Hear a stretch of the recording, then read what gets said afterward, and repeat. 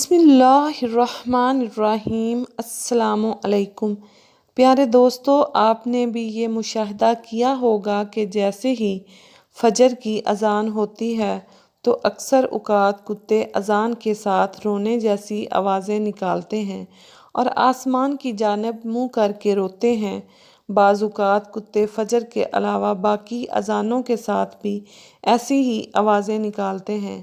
اکثر لوگوں کے ذہن میں یہ سوال پیدا ہوتا ہے اور وہ یہ سوال پوچھتے بھی ہیں کہ کتے ایسا کیوں کرتے ہیں۔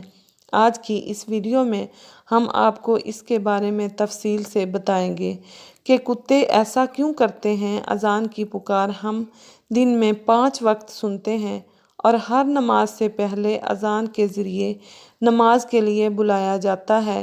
یہ اسلامی احکام میں سے ایک حکم ہے۔ اذان کی کیا اہمیت ہے، اس کی کیا فضیلت ہے اور اس کا حیران کن معجزہ کیا ہے جو اللہ کی بڑائی اور عظمت کی واضح دلیل ہے، اس بارے میں ہم تفصیل سے ذکر کریں گے۔ کتے اذان کے ساتھ کیوں روتے ہیں؟ تو یاد رہے کہ روایات میں یہ بات ملتی ہے کہ رات کے اوقات میں اکثر شیاطین اور شیطانی جنات وغیرہ اس کائنات میں گھومتے پھرتے ہیں اور ان کا یہ گھومنا پھرنا رات کو ہی ہوتا ہے، اور جیسے ہی مؤذن فجر کی اذان کے لیے اللہ اکبر کی آواز بلند کرتا ہے تو یہ شیاطین اس آواز کو سنتے ہی بھاگنے لگتے ہیں۔ جب یہ بھاگ رہے ہوتے ہیں تو کتے ان کو دیکھتے ہیں اور ان کو دیکھ کر ایسی آوازیں نکالتے ہیں کہ جیسے وہ رو رہے ہوں۔ اور شیاطین کے یوں بھاگنے کا ذکر ایک حدیث میں یوں آیا ہے کہ مؤذن جب اذان دیتا ہے تو اس کی آواز سن کر شیاطین خروج کی آواز کرتے ہیں اور بھاگتے ہیں۔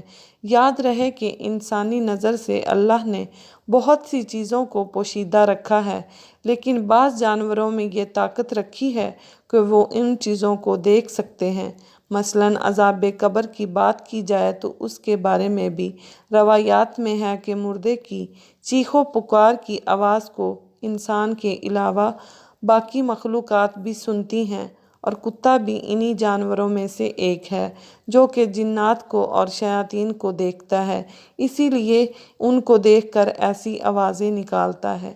یہ تھا جواب اس سوال کا کہ کتا اذان کے وقت رونے کی آوازیں کیوں نکالتا ہے۔ محترم ناظرین کرام، اگر آپ کو ہماری یہ ویڈیو اچھی لگی ہو تو لائک کریں، سبسکرائب کریں اور کومنٹ باکس میں بتائیں کہ آپ کو یہ ویڈیو کیسی لگی۔ اللہ حافظ۔